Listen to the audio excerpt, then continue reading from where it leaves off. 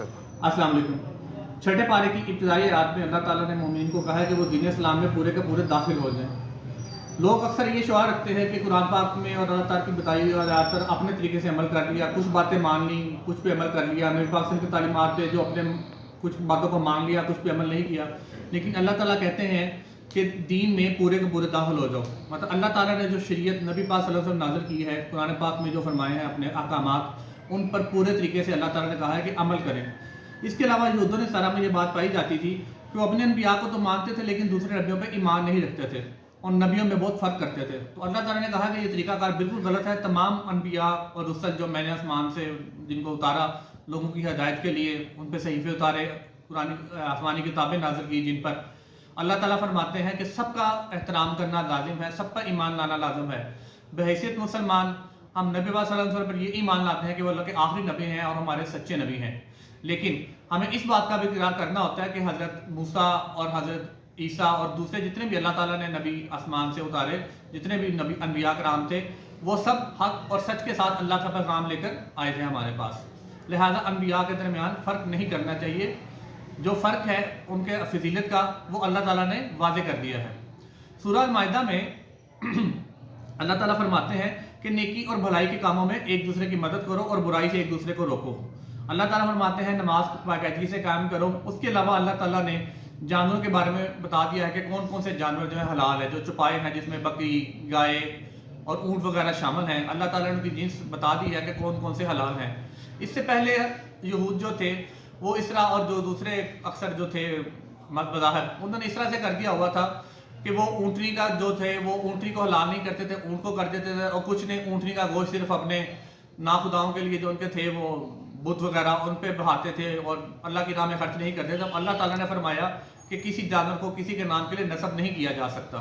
और अल्लाह ताला ने हलाल खुराक के भी बताया कि हलाल खुराक में बरकत होती है। और 4 किस्म के जो हैं अल्लाह ताला ने बता दिया कि वो हराम है। गैर अल्लाह के नाम पर जो ज़िबा किया जाए जानवर जिसको वैसे हलाल तरीके से ज़िबा किया जाए लेकिन उसका खून वो भी हराम है। मुर्दार गोश्त अल्लाह ताला ने हराम करार दिया। और खिंजीर जो सूअर है अल्लाह ताला ने उसका गोश्त हराम करार दिया है। और अल्लाह ने फरमाया कि जो गैर अल्लाह के नाम पर कोई भी चीज़ ज़िबा की जाएगी वो किसी सूरत कबूल नहीं की जाएगी। लिहाजा हमें इस बात बारे में एहतियात बरतनी चाहिए। जैसे अक्सर मज़ाहब में है कि वो मंदिर दरबारों वगैरह पे जानवर ज़िबा करते हैं, तो इस चीज़ की कोई कबूलियत नहीं है। बहैसियत मुसलमान हमें भी ऐसे रस्म रवाज से बाज रहना चाहिए। मज़ीद अल्लाह ताला ने फरमाया कि तुम अल्लाह ताला के एहसानात को याद रखो, तभी तुम उसके सही तरीके से शुक्रगुजार बन सकोगे। पिछली उम्मतें अल्लाह ताला के एहसानात को नज़रअंदाज कर देती थी। उन पर बनो सरवा भी उतरा, बनी इसराइल पे उन पर बेशुमार अल्लाह ने अपनी नेमतें नाज़िल की, बेशुमार अनबिया उस कौम पर आए, अल्लाह ताला ने उनको बहुत नवाजा, लेकिन वो अल्लाह ताला का शुक्र अदा नहीं करते थे। चनाचे वो नीस्तो नाबूद कर दिए गए। और उनमें वो लोग यहूद में ख़ास तौर पर कि जो अल्लाह ताला के अहकामात की खुली खिलाफ वर्जी करते थे, जिन्होंने नाउज़ुबिल्लाह हज़रत ईसा को भी सूली पर चढ़ाने की कोशिश की, हज़रत मरियम की किरदार पेशिश की। तो अल्लाह ताला ने उनको बता दिया कि बेशक मैंने हज़रत ईसा को ज़िंदा रखा है और उनको ऐन वक्त पर फरिश्ता आसमान पर उठा ले गया था और वो क़यामत के करीब दोबारा ज़मीन पर उतारे जाएंगे और मोमिनीन उन पर ईमान लाएंगे। लेकिन यहूद यही समझते रहे कि हमने नाउज़ुबिल्लाह हज़रत ईसा को सूली पर चढ़ा दिया है, जबकि अल्लाह ताला ने उनका हम शक्ल वहाँ पर भेज दिया था। इसी तरह उनकी जो गुस्ताखियाँ थी जब एक ख़ास हद को क्रॉस कर गई, बढ़ गई, तो अल्लाह ताला ने उनके कबीले के ज़्यादा हिस्से को यहूद के जो थे उनको खंजीर और बंदर की शक्ल बना दिया। ये तब से इसी तरह से रुसवा चले आते आ रहे हैं और क़यामत तक इसी तरह से रहेंगे। तो अल्लाह ने फरमाया कि यहूद और नसारा की पैरवी मत करो, उनसे मुशाबहत मत इख्तियार करो, बेशक कि तुम्हारे कभी भी दोस्त नहीं हो सकते। हाँ, अलबत्ता हुस्न सलूक का ज़रूर हुक्म दिया गया है। अहले किताब से अल्लाह ताला ने शादी तो जायज़ करार दे दी, लेकिन अल्लाह ताला ने यह भी फरमाया कि अगर तुम किसी अहले किताब औरत से शादी करते हो तो किरदार की नेक होनी चाहिए, बद किरदार नहीं होनी चाहिए, उसके किरदार में किसी किस्म का कोई मसला नहीं होना चाहिए और वो दीन का, इस्लाम का मजाक उड़ाने वाले भी ना हो।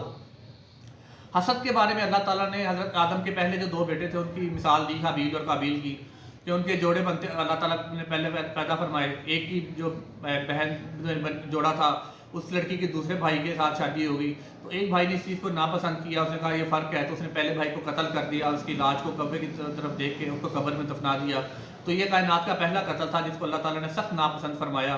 अल्लाह ताला ने किसी इंसान को भी दूसरे इंसान की जान लेने की इजाज़त नहीं दी और फरमाया गया है कि जिसने किसी एक इंसान का कत्ल किया गोया उसने पूरी इंसानियत का कत्ल किया। इसी तरह अगली आयात में अल्लाह तबारक व तआला ने جو فساد پھیلانے والے لوگ ہیں ان کے بارے میں فرمایا کہ جو دہشت گرد ہیں، جو فساد پھیلاتے ہیں زمین میں، لوگوں میں مشکل پیدا کرتے ہیں، لوگوں کو جھگڑا پیدا کرواتے ہیں اور انتشار پیدا کرتے ہیں، اللہ تعالیٰ نے فرمایا کہ یا تو ان کو قتل کر دو، پھانسی دے دو، یا ان کے اپوزٹ سائڈ جو مخالف سائڈ ہے اس کا ایک ہاتھ اور ایک ٹانگ کاٹ دو تاکہ وہ محتاجی کی عمر گزاریں اور دوسروں کے لیے بھی نشانہ عبرت بنے رہیں۔ اللہ تعالیٰ نے فرمایا کہ یہود جو تھے وہ میرے محبوب نبی کے موسیٰ کی قوم میں سے تھے، ان کو بے شک وہ ایمان لائے، سب کچھ کیا، لیکن وہ اپنی نافرمانی کی وجہ سے اللہ تعالیٰ کے ہاں مردود قرار دے دیے گئے اور وہ قیامت تک اسی پستی میں مبتلا رہیں گے۔ گو کہ دنیا میں اللہ تعالیٰ ہر انسان کو اس کے اعمال کا اچھا بدلہ ضرور دیں گے جو بھی اچھا اعمال کرے گا، لیکن جو لوگ اللہ اور اس کے آخری نبی پر ایمان نہیں لائیں گے بے شک وہ دنیا میں بھی رسوا رہیں گے اور آخرت میں ان کا ٹھکانہ ابدی جہنم ہے۔ اللہ تعالیٰ ہم سب کو نیک عمل کرنے کی توفیق عطا فرمائے، ان تمام کاموں پہ عمل کرنے کی توفیق عطا فرمائے کہ جو اللہ تعالیٰ نے ہمیں کرنے کا کہا ہے، اور تمام برائیوں اور جو ہیں ایسے کام جس سے رب کے ناراض آنے کا ڈر ہے اس سے ہمیں محفوظ فرمائے۔ اور میری آپ سے گزارش ہے کہ قرآن کو خدا کے واسطے قرآن کو ترجمے کے ساتھ پڑھ کر سمجھیں، تبھی آپ کو دین اسلام کی سمجھ آئے گی، تبھی آپ یہ سمجھیں گے کہ اللہ تعالیٰ نے قرآن پاک میں ہم سے کیا بات کی ہے۔ صرف تلاوت کرنے سے شاید فرض تو پورا ہو جاتا ہوگا، لیکن قرآن کا جو مقصد ہے کہ اللہ نے فرمایا کہ ہم نے اس قرآن کو سمجھنے کے لیے نازل کیا ہے، بس کوئی ہے جو سوچے سمجھے تو اس آیت پہ غور کریں۔ آج جمعۃ المبارک ہے، سورہ کہف کی تلاوت کا بہت اجر و ثواب ہے۔ اللہ تعالیٰ ہم سب پہ اپنی رحمت کرے، آمین۔ السلام علیکم۔